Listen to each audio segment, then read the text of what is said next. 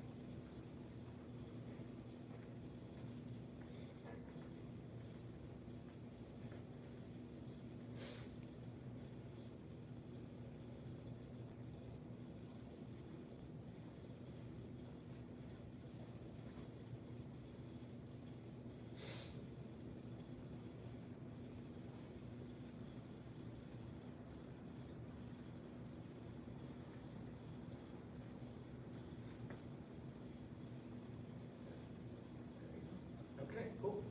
So let's switch places. Come up to the front. I learned a little bit from watching you. One thing I learned about myself was also don't inhale sparkling water. Run away coffee. So very good. I like what I saw. I've got a good feel for it already. But I'm just going to go through it with a little more intent than I'm able to do while I'm teaching it. So just watch from whatever angle you think you need to see. Try to give you, let me know if you see anything you didn't notice before.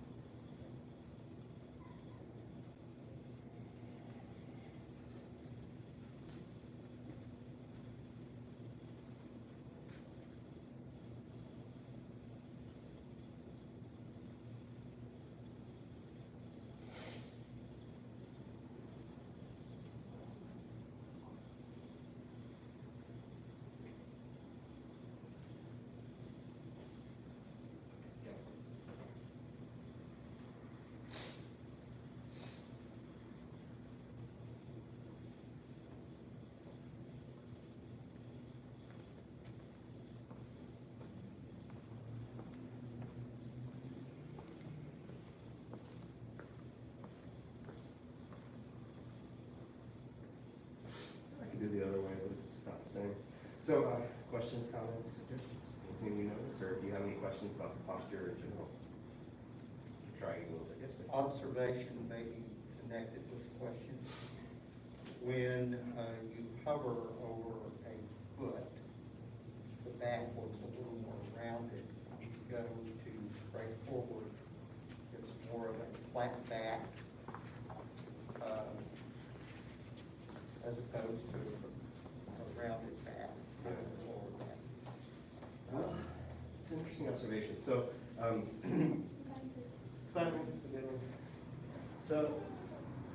mine's part of the blind speed. I have to be honest. I think it may be all of our Yeah.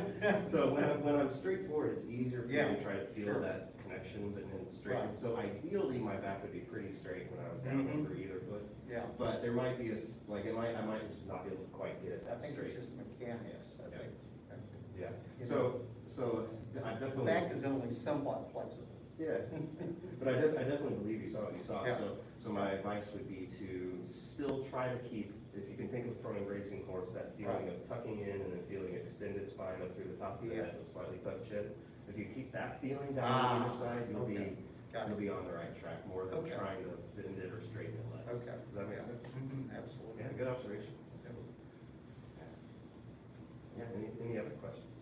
I feel like my knees are a little more bent throughout the whole thing than yours are. You used to be pretty, you weren't locked. Right. You were pretty straight. Yeah. I don't know how straight mine are now, I'm gonna pay attention. I'll share with you that that's actually one thing I had to go and correct myself on in my Nei Kung a little later, is that my legs weren't. There was some bend in them, and I was getting some slack out of the system where I didn't want it to be.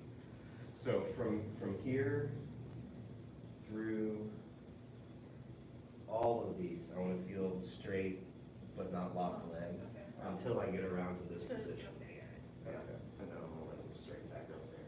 Straight but not locked. Yeah, exactly. And it's a weird, and then how do you do that? Well, for me, I have a feeling of, when I play with different ideas of sort of enacting things in the body. And one of them is, if I feel like I'm pushing into the floor with my foot, my leg will straighten in a way that's not locked out. And you just kind of be attentive to the feeling in the knee and the leg. And I can go like, yep, now I'm using zero muscles and it's all in the joint. And I can release a little bit and feel the system of the feet, leg, ankle engage. Does that make sense? Yeah, cool. Any other questions, observations, comments? Let's just, you may have looked at this on your own, but if you want to look at it real quick, it's got a good, maybe this will provide some information on the legs. Unfortunately, it only has the side view. Yeah.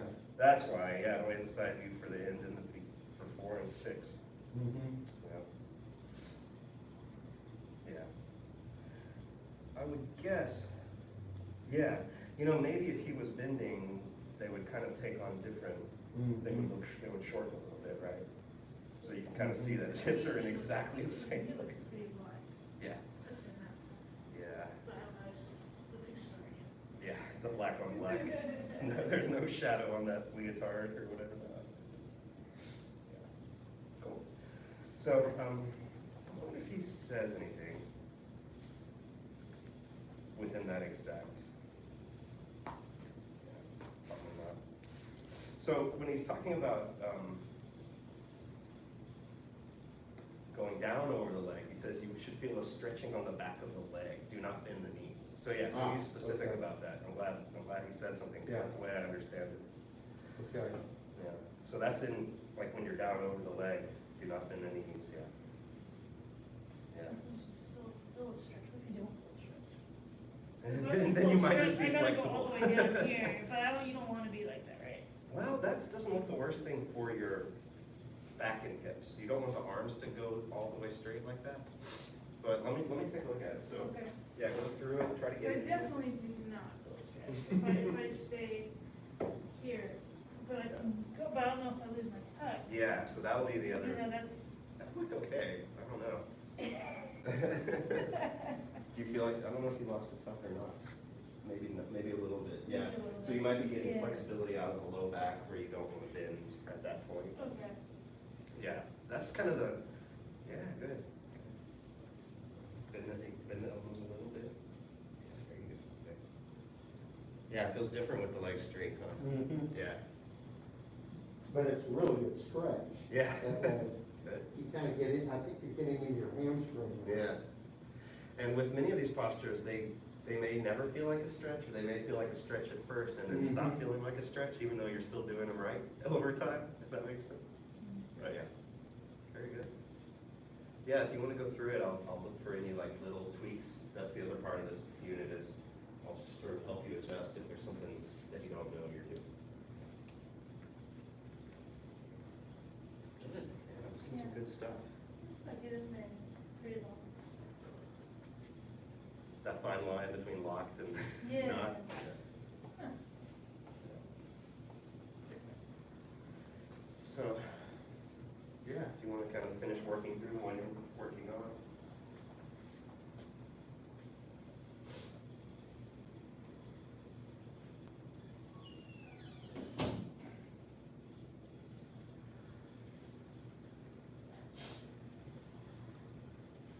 Good. And I didn't bring it up, but I can show you some common mistakes. If I'd seen y'all doing them, I would have brought it up. But one common mistake is this. Right. So you want to keep, like if from the arms perspective is how I think of it, or from the shoulders perspective, you want the arms to not really move through the first position. Second one is, I think someone in here asked about this, kind of, but you don't want to do this. Yeah. The hips are Right. tilted, or Right. you don't want to shift the hips, you don't want to tilt the hips to get there. So as much as you can, feel the hips moving. And then you run into, are you getting stretch from disconnecting your tuck? So sometimes it's hard for me to tell. You want to be able to feel that the tuck is still there and then get whatever range you can from that without straining. And then watch out for craning the neck back. Keep the chin slightly up. On this one, people just kind of don't know how high up or down they are generally. So some people, maybe people who've been danced or stuff like that will know how to arch the back to get out farther. Ooh, so don't do that. That didn't feel good. Yeah, so keep your tuck, don't arch the back to get farther. I think those are the main mistakes. And then, you hear me say it a lot, but just a caution from coming out of especially if you get into a real deep, like popping straight up out of it, you don't want to do that. You want to roll out to the side so you're not putting bad pressure into the vertebrae. Any other questions, comments, suggestions on that? Okay, so we end this part of class with a thing called a life skill. Access training ends with, and it's a little saying and a motion, sort of like martial arts motion. It really is a kung fu activity. But, what we do is we start like this, and we just follow along as best you can. We won't take the time to learn it today. We'll spend more time on it later. So, the path of self-mastery requires persistent action. And persistent action achieves the goal without quitting. If you want to just copy the feet for how that might be. Okay. Yeah.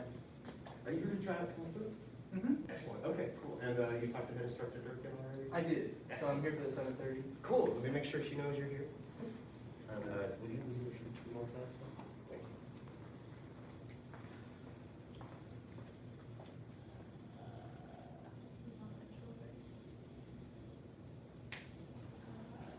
She'll be right up. And my color was blank. It's hard to Persistent action, I forgot to start it. It's all right. Path of self-mastery requires persistent action. Persistent action achieves a goal without quitting. We'll do it slowly. Okay. All right, let's do it with that. Okay, bow out. Access training. Not a senior head instructor. Thank you, ma'am. Bow to beginner students and access training dismissed. Very good. And